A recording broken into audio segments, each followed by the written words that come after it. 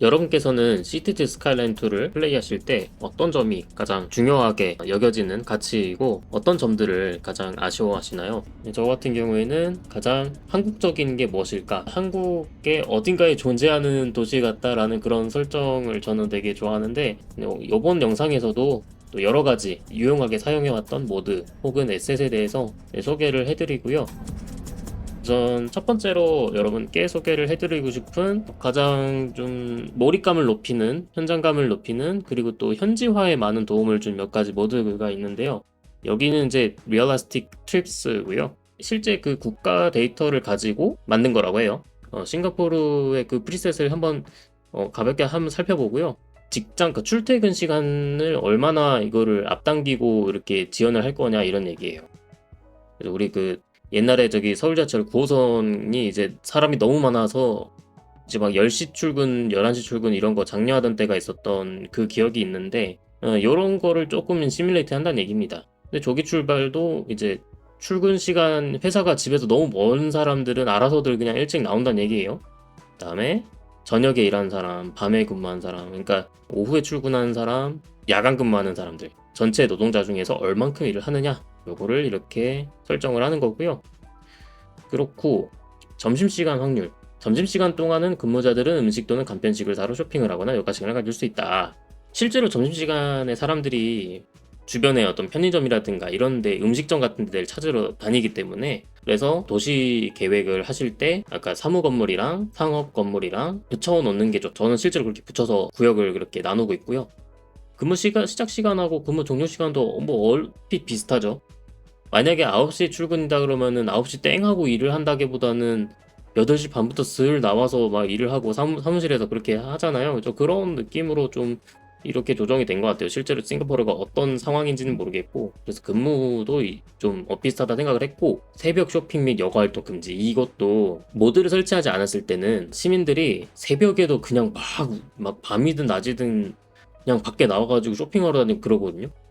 네, 현실에서는 매장 문을 막 밤에 이제 10시쯤 백화점도 뭐 이제 9시 전이면 문 닫고 이러잖아요. 그거를 어느 정도 이런 식으로 현실적으로 조정을 해준다. 근데 요일 개념인데 바닐라는 요일이라는 개념이 없어요. 그래서 시민들이 막 놀러 간 사람 반, 일한 사람 반, 뭔가 이런 식으로 되게 막 중구난방인데, 이 느린 시간 비율, 그러니까 시간이 흐르는 속도를 3.5배 느리게 했다는 얘기인데, 시티즈에서의 하루가 더 길어진다는 얘기거든요. 3.5배가 길어진다는 얘기거든요. 일주일 이 요일이란 개념을 활성화를 하면 느린 시간 비율도 3.5로 설정을 하라고 권장이 되어 있어요. 그렇게 한 이유가 이 제작자께서 3.5배 이거 계산을 하신 거예요. 지하철이나 버스 같은, 그러니까 뭐 차량의 그 속도계를 보면서 시간 계산을 해봤는데, 시간이 너무 빨리 가니까 예를 들면 실제 현실에서는 출근 시간이 한 30분 걸린다라고 쳤을 때 같은 30분이 아니고 1시간, 2시간 이렇게, 그러니까 회사가 집 앞에 있지 않은 이상 장거리 출퇴근이 아예 안 되는 정도 시스템이어서, 그래서 일주일 단위로 동작을 하게 할 거면 그래서 이렇게 하루의 길이도 3.5배를 늦춰야 된다. 하지만 시간이 가는 속도를 느리게 한 거지 이게 시뮬레이션 속도가 변하지 않는 거예요. 그래서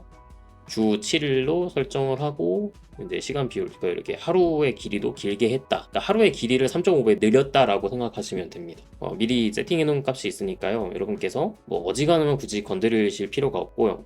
그리고 여기 경고장에 뭐라고 적혀 있냐면은 도시가 지금 이미 돌아가고 있는데 이 상태에서 이렇게 바꿔버리면 사람들의 어떤 수명이라든지 이런 시간 계산, 그동안의 이 날짜 계산 이런 개념이 다 흐트러지거든요. 도시를 새로 시작할 때, 맵을 새로 시작할 때, 그럴 때 먼저 적용을 하셔라. 그런 이야기를 하고 있는 겁니다. 그 다음에 어드레스 앤 네임즈 모드. 이거에 대해서는 제가 몇 번씩 모드 소개를 제가 한 2번 했어요. 왜냐면 이게 설정법도 너무 어렵고 한국어 네임셋을 제가 만들었거든요. 그거를 여러분께 올해 3월달 봄에 배포를 해드렸는데, 관저대로라든지 황곡대로, 그리고 시민들의 이름들, 그 SNS에 올린 글들 보면은 요 이름들은 요게 다 랜덤으로 생성이 된 이름들이에요. 추가적으로 이런 차량들 있죠. 이런 거 있죠. 이런 차량 번호판, 일련 번호 뭐 이런 것들 이렇게 한국식으로도 커스터마이징 할 수 있고, 요거는 이제 여기까지만 언급을 하겠습니다.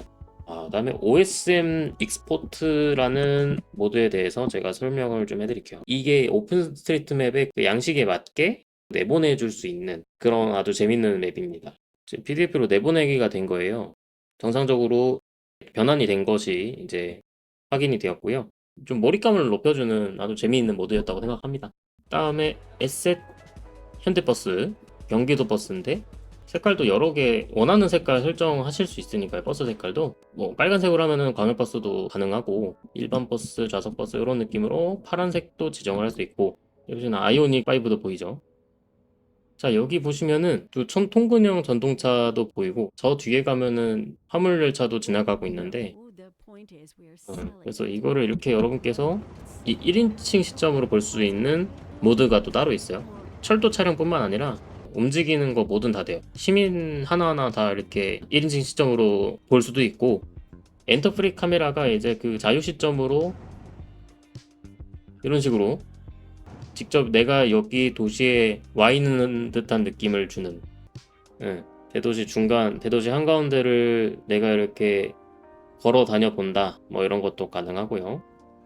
아니면 이런 교외 지역을 탐방하기도 좋고.